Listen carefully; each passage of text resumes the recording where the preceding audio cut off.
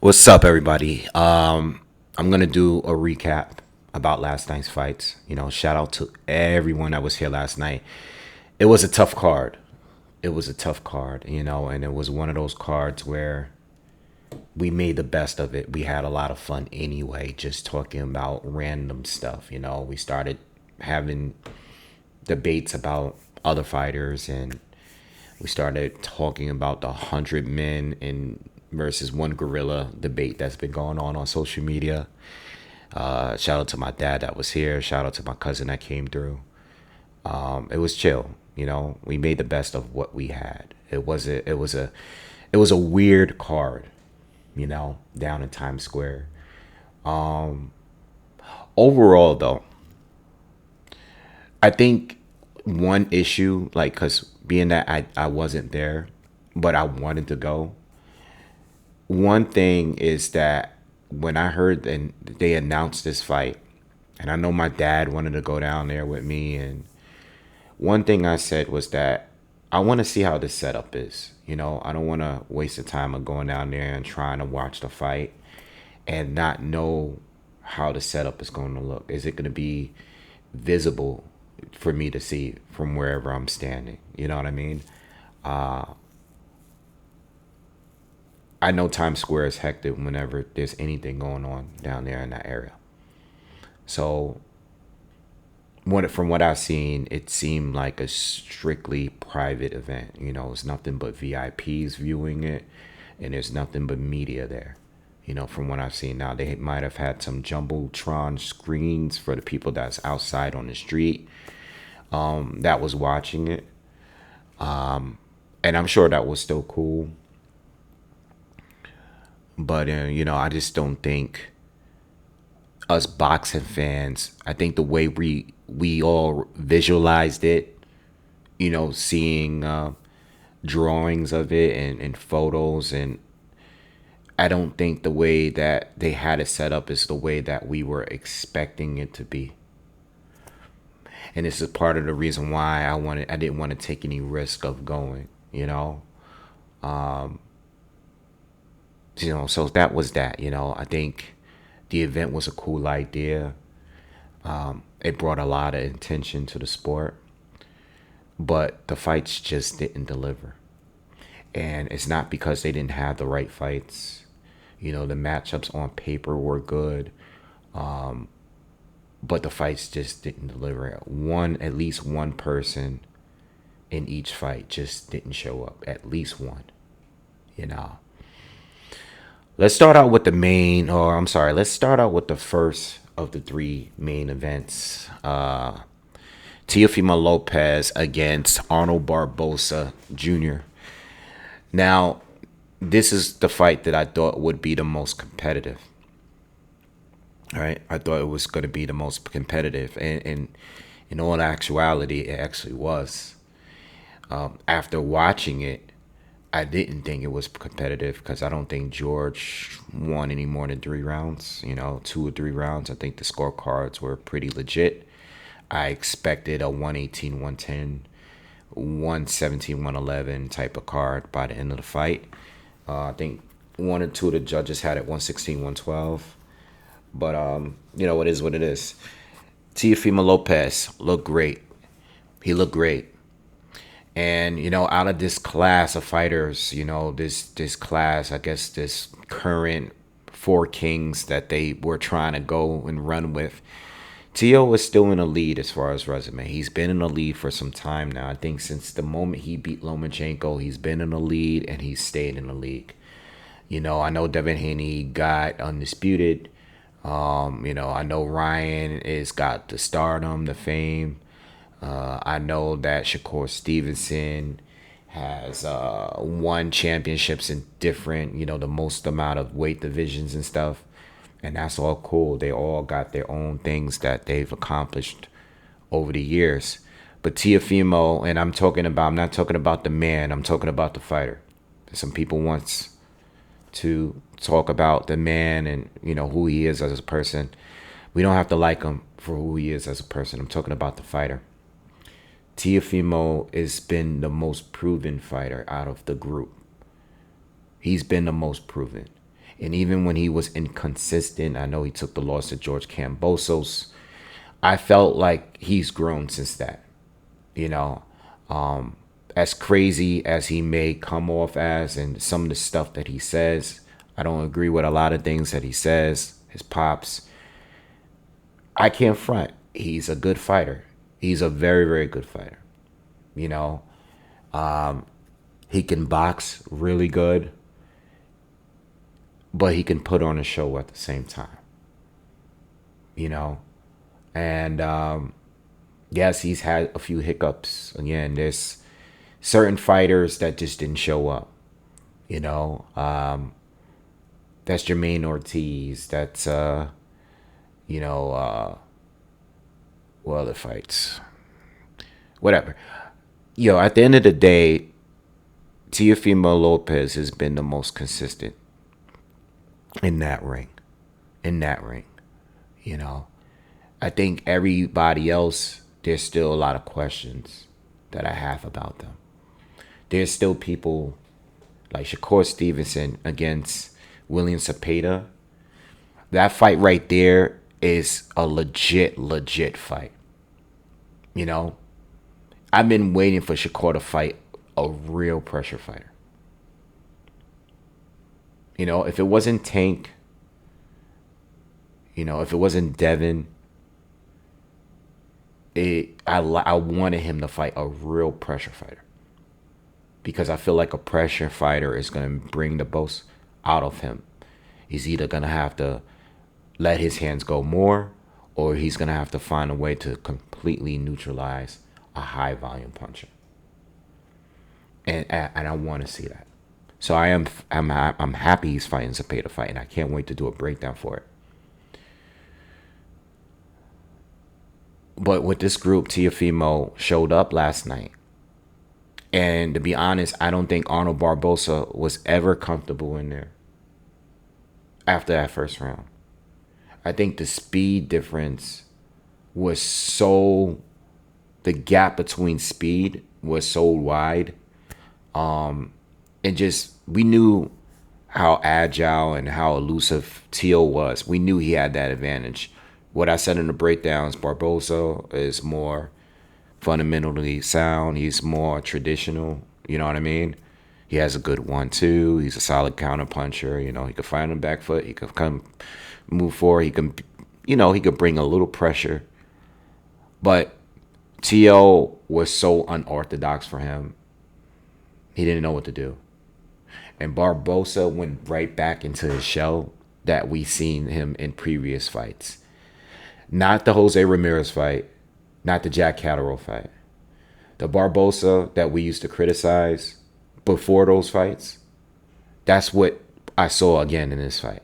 And I figured, you know, with all the momentum he had, all the trash talking, the slap and all of that, everything that he was saying leading up to this fight, I just felt like he's going to really bring it. You know, this is the big one. This is the one that's for the title. He's going to really show up now. This is his time. And he didn't. He didn't show up. And it's one thing to be down a couple rounds and struggle early. But I didn't see him adjust in any sense. You know? Even the moments in the rounds, in those middle rounds where, like, I remember he landed, he had threw at the same time with Teo and connected with that right hand that caused the cut. I thought, you know, that round, maybe the round after, I thought, like, okay, this is the time to change the pacing of the fight. Teo's is slowly starting to slow down. You know, maybe if you start to put on a little bit more pressure, start to bring the fight to him, you know, maybe we could get something going. But he didn't. He dropped the ball. He lost his confidence.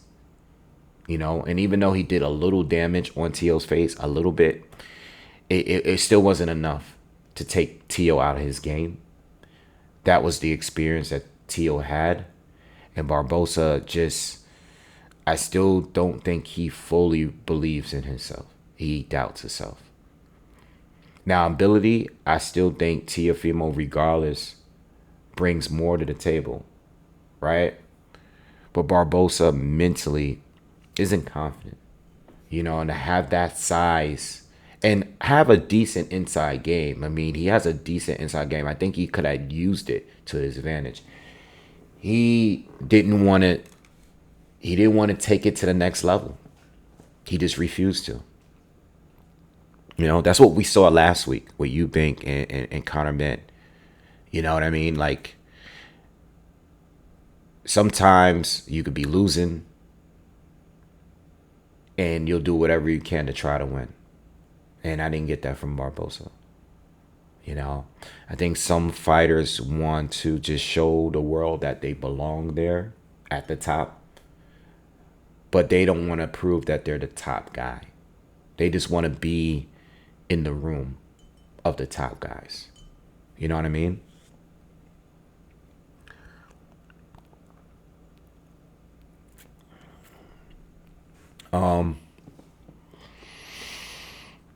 Barbosa is still going to be around for some good future fights. I'm not completely writing him off.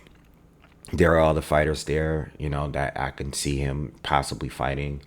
And he may get another title shot at some point. There's still a lot of people there. You got the other champions. You got Hitchens, who I know he's fighting George Kambosos. But you got Hitchens. That wouldn't be a bad fight.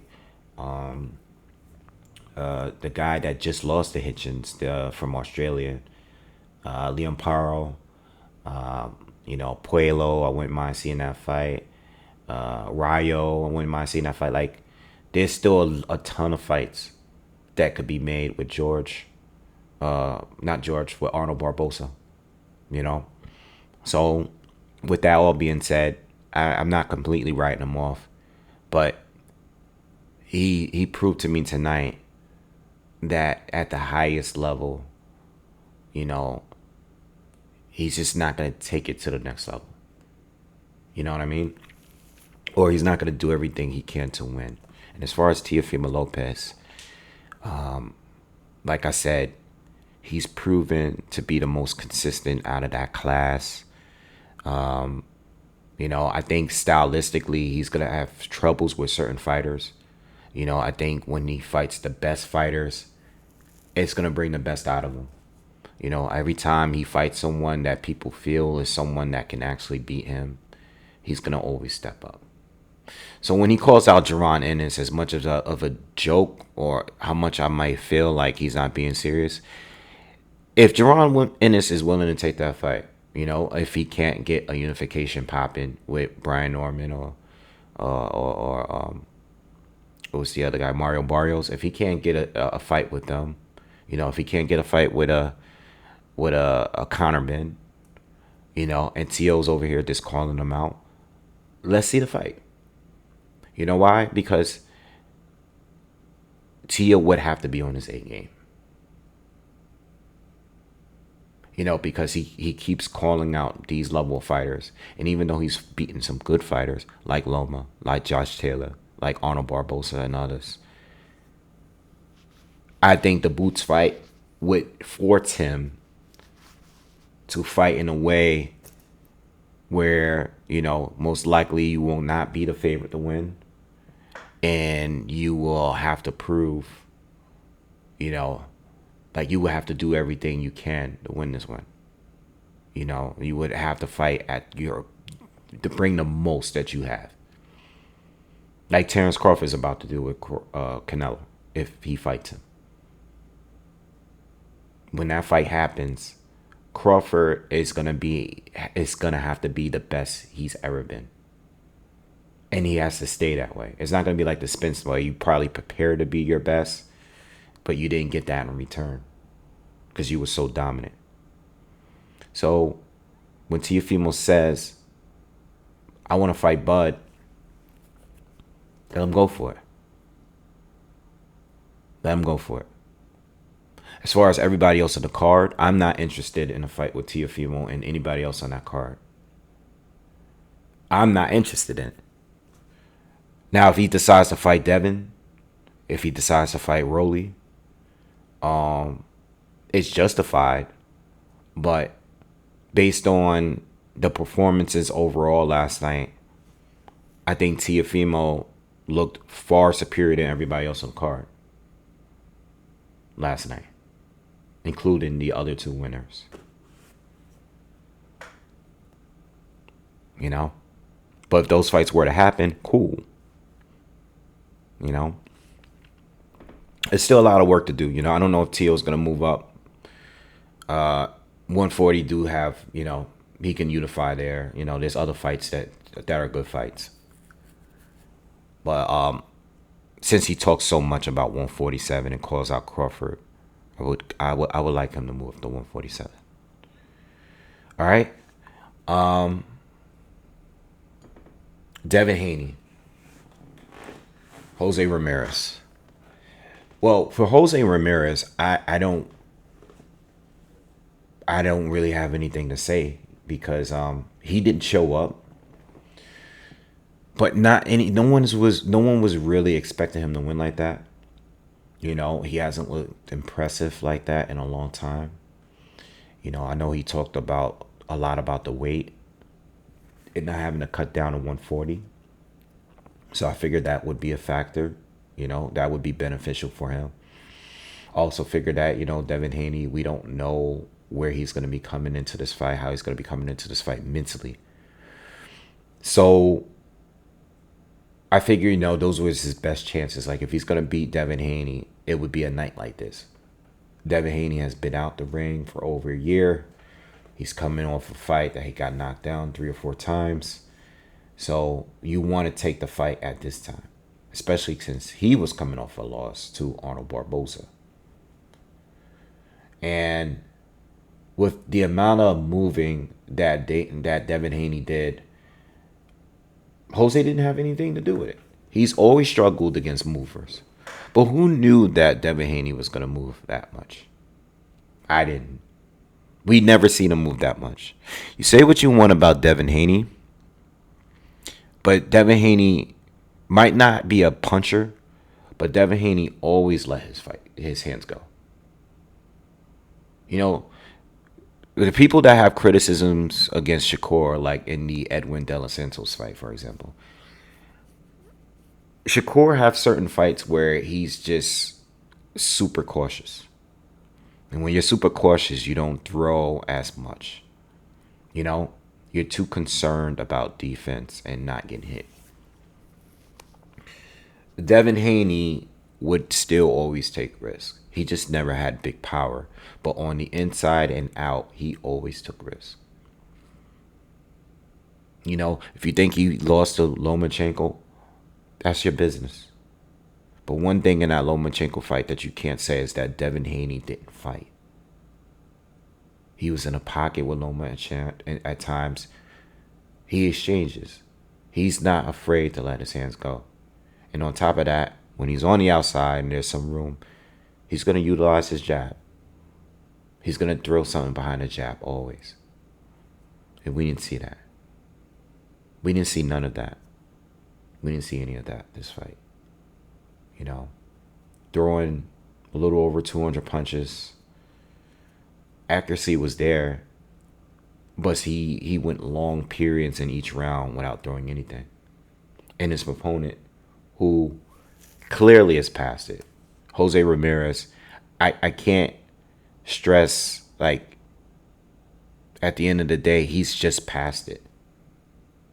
And it doesn't matter if he's gone up in weight, he's just past it. I don't see the same level of intensity in his fights as I've seen in the past. You know? But Devin Haney, that was one of the worst fights. And I've said this yesterday. I think that was the worst fight I've seen since Robert Easter and Rances Barthélemy. What year was that fight? You know, maybe even, you know, I know people brought up Guillermo Rigondeaux against Jose Casimero. Is it Jose Casimero? It's not Jose Casimero because he's from the Philippines. Or whatever. Casimero. 2019 was a Robert Easter fight. The Casimero and Rigo was one of the worst too. But I would say that this had to be top three that I've seen in the last probably decade or so. It was that bad. There's no way. I'm not even like over exaggerating. It was that bad because Devin Haney looked like he was fighting. Like he it looked like he had PTSD. You know, giving him a round or two of doing all that movement. All right, but there was just long stretches where he was just not throwing anything. He was just looking. He looked like he just did not want to get hit. And the Haney's know the performance wasn't good. You know why I know? Because they did no interviews. You know, they left. They walked out of there, and you know, you would think they would have lost the fight. You know, they just kind of got out of there. I didn't, you know, I was looking for interviews with them this morning, and I couldn't find anything. You know, I seen Ryan's post-fight interview. I seen Tiafimo's. I seen Rolly Romero's. I didn't see anything with Devin Haney. You know, I love Devin Haney. You know, he's a good fighter. But you know, that was the worst performance. You know, I remember watching a Gamboa fight, and I thought that fight was boring. I was live for that fight. And I could tell you that that fight there with Gamboa and Devin Haney was like a classic compared to what I saw last night. And I blame both. I do blame Jose Ramirez too. But Devin Haney and that amount of movement, that's not gonna sell me anything. You know, because you did that against a fighter that is on paper a lot less dangerous than some of the other options that we may have in the near future. So I really don't know what to take away from that fight. I'm hoping that he gets back in the ring soon. I am not interested in a rematch with Ryan Garcia. If he takes it, if they both decide to take it, they're like, "What the hell? Let's go for it. This was always the plan. Let's just do it anyway. Get it out of the way." Cool. But I can't even tell you how that fight is going to go. I mean, you got one person that doesn't want to fight, and he's being too cautious, and then you have the other who, I mean, looks like he needs some kind of enhancement in order to function. You know, I might as well go straight into that right now. Ryan Garcia clearly needs PEDs because I noticed on the open workout that he was a little, you know, soft around the waist and didn't look as muscular. I noticed that at the open workout. I didn't even wait until the weigh-in.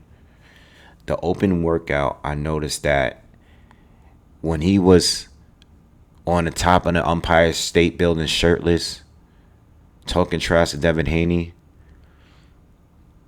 I knew, like, I was like, yo, no way this guy's going to make weight. There's no way this guy's going to make 140.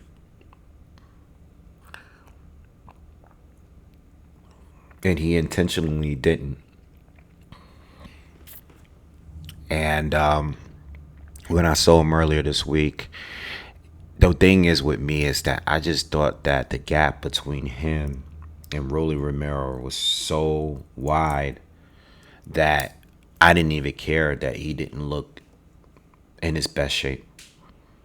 Because I didn't see him losing to Rolly, period. You know what I mean? Because Rolly always lost when he stepped up.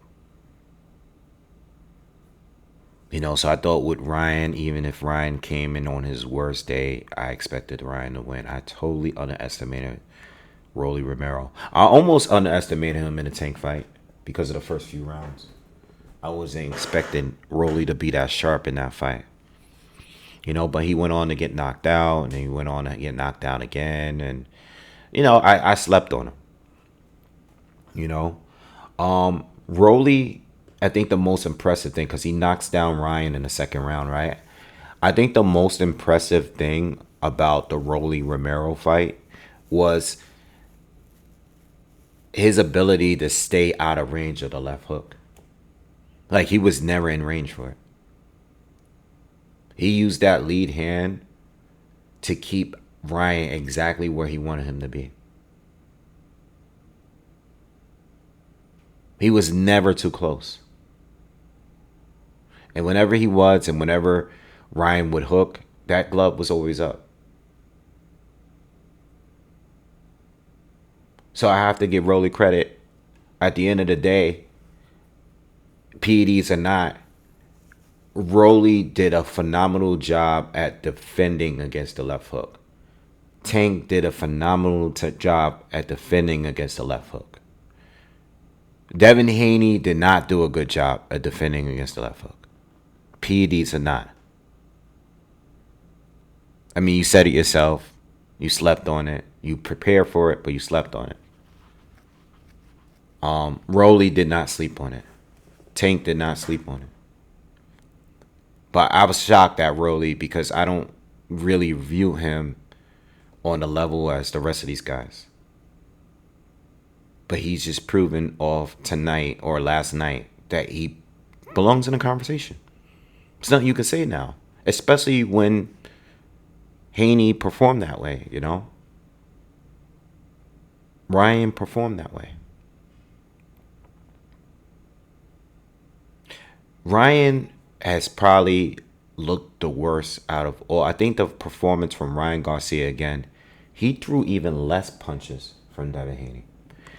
I think Ryan's performance last night was the worst of any of those guys' performances in any fight. I don't think he would have beaten anyone last night. That version of Ryan Garcia last night would not have beaten anyone. Anyone. No, there's no version of anyone that was worse than that. Even Devin Haney, with the amount of moving that he did last night, it wouldn't have even mattered. Because Ryan was not going to fight. And we can say that, oh, you know, he got clipped and he didn't want to throw any punches anymore. I don't even think he was fit enough to do it. I don't even think when he did it, I don't even think he looked fast. I don't think he looked strong. I don't think he looked bigger than Rolly. I just think he looked overall. He lost confidence in himself. Because when you're on PEDs, and I got to wonder if he was on PEDs before this, the last fight. But when you're on PEDs, you believe, you know in your mind you're enhanced. You're fired up. That's what roid rage is. You know, when Devin Haney caught him with that big shot in that third or fourth round or whatever round that was, did you see how fired up Ryan was, slamming his gloves together? He was going crazy. He was hyped. Where we didn't see the energy at all at any point going into this fight. All the interviews, the press conferences, people are looking like, oh, Ryan's mature. No, he's normal. He's normal.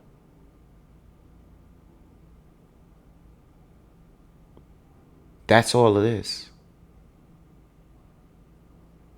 And he lacks confidence. And he wasn't as good in shape as he's been in recent years. He's clean. You don't think that can affect a fighter's confidence? You know, you don't look as fast when you're at the open workout. You don't look as explosive. And at the end of the day, I know people are going to spin it now because Rolly did good. And I know it's going to sound like I'm taking away from... But the matchup itself, going into the matchup, this was the least competitive matchup. I know people are not going to say that now, but going into the fight, it was the least competitive. People weren't even talking about it. People were talking about Devin Haney and Ryan Garcia. The only fight that people thought was really competitive was Tiafimo and Barbosa. You know, I don't know what happens with Ryan. You know, I don't know if him and Devin Haney is going to just say, you know what, let's just get it out of the way. You know, but I definitely believe that that performance has definitely made them lose interest in the fight. It's going to be hard negotiating that fight based on that performances. I think they have to rebuild that fight. If it ever happens, I believe that they need to rebuild it. I think they need to have more fights. I know it's risky because you don't want them to lose to someone else and then we'll miss out on a big money fight. But I think that fight lost a lot of stock because of last night. It did. Devin Haney and Ryan Garcia both lost a lot of stock last night. But two different reasons. One, because one took a beating and he may not mentally be the same. And the other gave the beating, but he didn't have his superpowers. And it's sad for Haney because he took a beating off for someone that cheated. And then he still took the slander from the boxing fan base because they hated him that much. Ryan Garcia, the cheater, has been like a hero for cheating. You know, they focus on Haney suing more so than Ryan juicing. And now he doesn't have his drugs. Tough night. You know, I was looking into the crowd. Turkey Al-Sheikh looked frustrated. Oscar, Eddie wasn't even paying attention. Just not a good look for boxing, especially when it's getting that amount of, you know, attention right in the middle of Times Square. It just didn't deliver, you know. Again, it's they had the right names, but sometimes these fights just don't go the way you want it to go, especially when you're cherry picking, because Rolly was definitely a cherry pick. Rolly was a cherry pick. You know, I know Ryan was out the game. I was listening to Bob Arum. Bob Arum did an interview, and he was like, you know, that shouldn't have been his first fight back, and he needed a tune-up and stuff like that. I hear you, but that's how most people viewed Rolly going into this fight. It is what it is. It is what it is. So with all that being said, the Canelo fight is later on tonight. I'll be here later. Yeah, but I do think that card last night is kind of like a black eye, especially with the amount of money I'm sure they invested just to have that event there. It's pretty tough, you know. You know, if these guys keep thinking that they're too big because of their names and stuff like that, pay-per-views, these guys like Abdullah Mason and Keyshawn Davis, they're going to blow right past them. Now, I don't even mean just in the ring. I don't mean just in the ring. I'm just think of status. If these guys keep thinking that they are too big for, you know, they don't have to prepare, they don't have to, you know, be on their A game. If they just think that they're entitled to a lot of money, these young, hungrier fighters are gonna roll. They're just gonna blow right past them. You know. That's all I really gotta say, man. You know.